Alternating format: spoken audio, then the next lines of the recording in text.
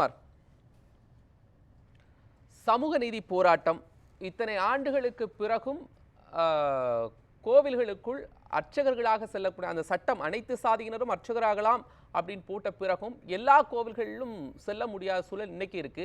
முழுமையாக தமிழகம் முழுவதும் பறந்து எல்லா கோவில்களிலும் அனைத்து சாதியினரும் அர்ச்சகராக இருக்கிறார்கள் என்ற நிலையும் உருவாக்க முடியல. அது காரணம் என்ன?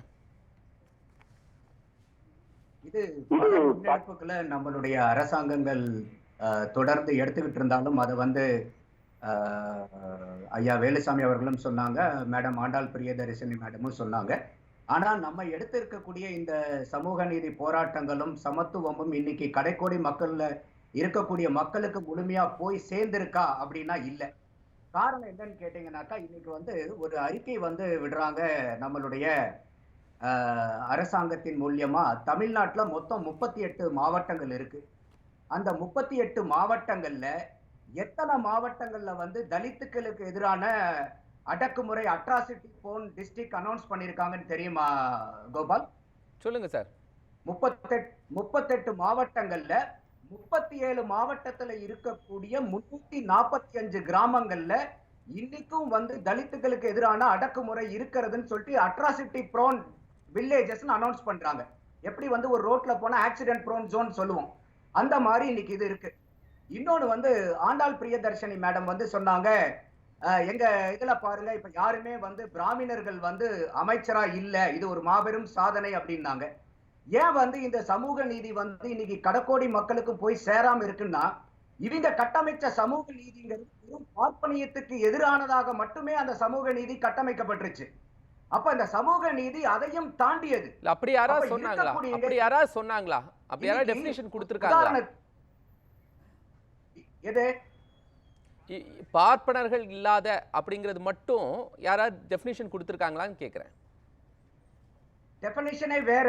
இப்ப மேடம் சொல்லும் போது கூட அவங்க பெருமையா சொன்னது வந்து இன்னைக்கு இருக்கிறதுல பாருங்க, ஒரு பிராமணர்கள் கூட வந்து நம்மளுடைய அவங்க பெருமையா சொல்லல, இவ்வளவு கடந்து வந்திருக்காங்க அப்படிங்கிற தகவலை பதிவு செய்றாங்க.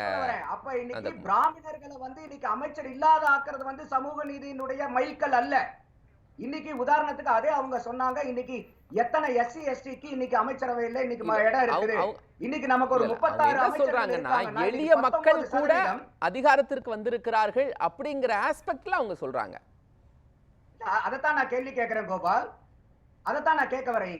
என்னுடைய கேள்வி என்னன்னா, அப்படி பிராமணர்கள் வந்து அங்க இல்லைங்கிறது ஓகே. ரெண்டாவது அடுத்த கட்டம், இன்னைக்கு இருக்கக்கூடிய ஒரு 36 அமைச்சர்கள்ல இன்னைக்கு 19% இடஒதுக்கீடு பிரகாரம் கொடுக்கணும். இன்னைக்கு 7 பேர் வந்து இன்னைக்கு எஸ்சி எஸ்டில இருந்து இன்னைக்கு மினிஸ்டர் ஆயிருக்கணும். நமக்கு இப்பதான் வந்து நமக்கு வந்து கடைசியா வந்து 4வது அமைச்சர் உள்ளார கொண்டு வந்தாங்க. 7 பேர் இருக்கிற அமைச்சர்ல இன்னும் வந்து காலியா இருக்கு. அடுத்தது இதே திமுக இருக்கக்கூடிய இதுல இன்னைக்கு மாவட்ட செயலாளர்கள் அவங்களுடைய வெப்சைட்ல வந்து 72 மாவட்ட செயலாளர்கள் அனௌன்ஸ் பண்ணிருக்காங்க. அந்த மாவட்ட செயலாளர்கள் எத்தனை பேர் வந்து இன்னைக்கு எஸ்சி எஸ்டில இருக்கிறவங்களுக்கு அந்த இடத்தை கொடுத்திருக்காங்க. நம்ம இங்க இருந்து மத்திய அரசுக்கு போனோம்னா மத்திய அரசுல எத்தனை இஸ்லாமியர்களுக்கு எத்தனை சிறுபான்மையினருக்கு அமைச்சரவையில இருக்கிறாங்க அந்த பட்டியலை எடுத்து அங்கேயே ஒரு பெரிய கேப் இருக்குது நந்தகுமார். எம்பி இல்ல சார், நாடாளுமன்றத்தில் பாரதிய ஜனதாவிற்கு எம்பியே இல்ல சார், இஸ்லாமிய எம்பிக்கள் இல்ல. நான் வன்மையா கண்டிக்கிறேன். இப்ப நாங்க திமுகவை கேள்வி கேட்கறதுனால நம்ம என்னமோ பாரதிய ஜனதாக்கு ஆதரவு நீங்க நினைச்சுக்காதீங்க. இப்ப இந்த சமூக நீதி, ஏன்னா இன்னைக்கு பாரதிய ஜனதாக்கே வந்து பாத்தீங்கன்னா ராமர் கோயில கட்டிக்கிட்டா எல்லாத்தையுமே சாதிச்சிடலாம்னு நினைச்சாங்க. அதே பைசாபாத்ல ஒரு எஸ்சி கேண்டிடேட்டை நிக்க வச்சு இன்னைக்கு சமாஜ்வாதி பார்ட்டி வந்து அந்த இடத்துல ஜெயிச்சாங்க. அதே வந்து ஒரு பெரிய அச்சீவ்மெண்ட். அதுதான் வந்து பாத்தீங்கன்னா சமூக நீதி எஸ்டாப்ளிஷ் பண்றது. அங்க பிராமணர்களுக்கு மட்டும் அவங்க ஒதுக்கல, ஒரு எஸ்சி கேண்டிடேட்ல ஒரு பைசாபாத்ல நிக்க வச்சு ஜெயிக்க வைக்கிறாங்க. அந்த ராமர் கோயில அவங்க கட்டமைச்ச அந்த பிம்பத்தை வந்து உடைக்கிறாங்க. தமிழ்நாட்டுல பார்ப்பன எதிர்ப்பு பல தொகுதிகளில் திராவிட இயக்கங்கள் சிறுபான்மையினருக்கு முக்கியத்துவம் கொடுத்து தொகுதிகளில் நிற்க வைக்கிறாங்க. இதை வலதுசாரி கட்சிகளால் செய்ய முடியலையா? அந்த ஒரு ஃபேக்டர் இன்னும் இருக்கதானே செய்யுது. இருக்கு. நீங்க கேட்கிற கேள்வி நியாயமான கேள்வி. அதனாலதான் நீங்க முதல்ல வந்து நீங்க ஒரு கேள்வி கூட ஐயா வேலுசாமி கிட்ட கேட்டீங்க, நம்ம தமிழ்நாட்டுல கூடமா அப்படின்னு கேட்டீங்க. ஏன்னா தமிழ்நாடு வந்து இன்னைக்கு சமூக நீதி சமத்துவம் பெண் உரிமைக்கெல்லாம் முன்னோடியா ஒரு மாடலா திகழக்கூடிய ஒரு மாநிலம். அப்ப அந்த மாதிரி மாநிலத்துல இன்னைக்கும் வந்து ஒரு நமக்கு வந்து இன்னைக்கு ஒரு சாதாரண குடிக்கக்கூடிய தண்ணியில போய் ஒரு மனிதனுடைய மலத்தை கலக்கிற அளவுக்கு இன்னைக்கு வந்து ஒரு ஒரு ஒரு கேவலமான ஒரு சிந்தனை வந்து மக்கள் கிட்ட இருக்கு. அப்போ இதுல வந்து நான் எதுக்காக வந்து அந்த எதிர்ப்பு மட்டும் சமூக நீதி இல்லைன்னு சொல்றேன்னா, இன்னைக்கு இந்த மாதிரி நடக்கக்கூடிய அவலங்கள்ல எந்த பிராமணர்கள் போய் அங்க செய்யறாங்க? அப்ப வெறும் பிராமண எதிர்ப்போட மட்டும் உங்க சமூக நீதியை கட்டமைச்சனாலதான் இன்னைக்கு வரைக்கும் அந்த சமூக நீதி நம்ம தமிழ்நாட்டுல ரொம்ப காலூனியிருக்க வேண்டியது. அது வெறும் பார்ப்பனை எதிர்ப்புன்னு மட்டும் கட்டமைச்சுட்டனால அது போக வேண்டிய நெடுந்தொலைவுக்கு அது போய் சேரலைங்கிறது தான் என்னுடைய குற்றச்சாட்டா பாக்குறேன். நந்தகுமார், ஒரே கேள்வி நான் கேட்டுறேன். அனைத்து சாதியினரும் அர்ச்சகராகலாம்னு தமிழ்நாடு சட்டம் இயற்றிட்டாங்க. இருந்தாலும் கூட செல்ல முடியல. சிதம்பரத்துல கனக சபையில எல்லாரும் ஏறலாம் அப்படின்னு தமிழ்நாடு அரசு சொல்லுது. யார் தடுக்கிறாங்க? இங்க தடுக்கிறவங்க நபர் யாரு? அதாவது இன்னைக்கு நம்ம இந்திய நாட்டுல ஆகட்டும், இன்னைக்கு தமிழ் மாநிலத்திலே ஆகட்டும், சட்டங்களுக்கோ திட்டங்களுக்கோ பஞ்சம் இல்லை.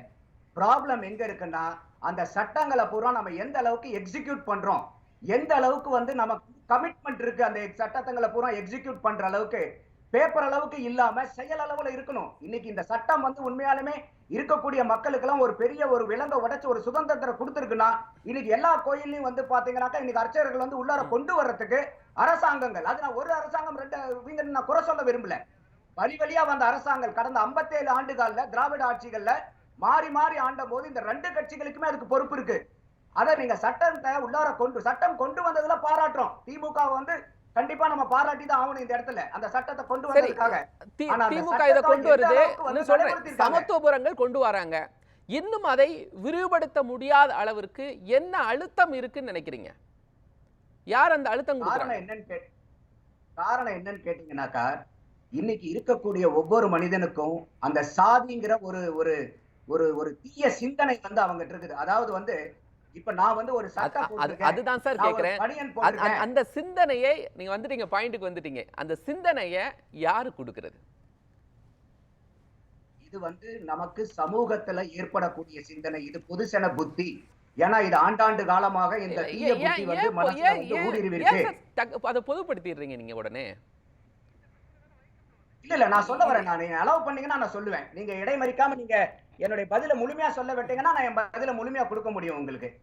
இப்போ இந்த மாதிரி சிந்தனை மக்கள் கிட்ட ஒட்டிட்டு இருக்கும் போதுதான், தீய சிந்தனைகள் ஒட்டிட்டு இருக்கும் போதுதான் இந்த இடத்துல சட்டங்கள் வந்து நமக்கு ரொம்ப முக்கியமா தேவைப்படுது. ஏன்னா அந்த லா என்போர்ஸ்மெண்ட் வந்து இப்ப நான் அந்த காலத்துல இருந்தே என் பெண்ணுல வீட்டுல இருக்கிற பெண்ணை வந்து அடிமைப்படுத்தி வச்சிருப்பேன், நான் அந்த பொண்ணுக்கு சொத்து கொடுக்க முடியாது, நிறைய சட்டங்கள் இருக்கு, இம்ப்ளிமெண்டேஷன் பண்ண முடியலன்னு சொன்னீங்க. நிறைய சட்டங்கள் இருக்கு, இம்ப்ளிமெண்டேஷன் பண்ண முடியலன்னு கொஞ்சம் முன்னாடி தான் சொன்னீங்க சார். நான் பதில் சொல்லட்டுமா? பேசுங்க சார்.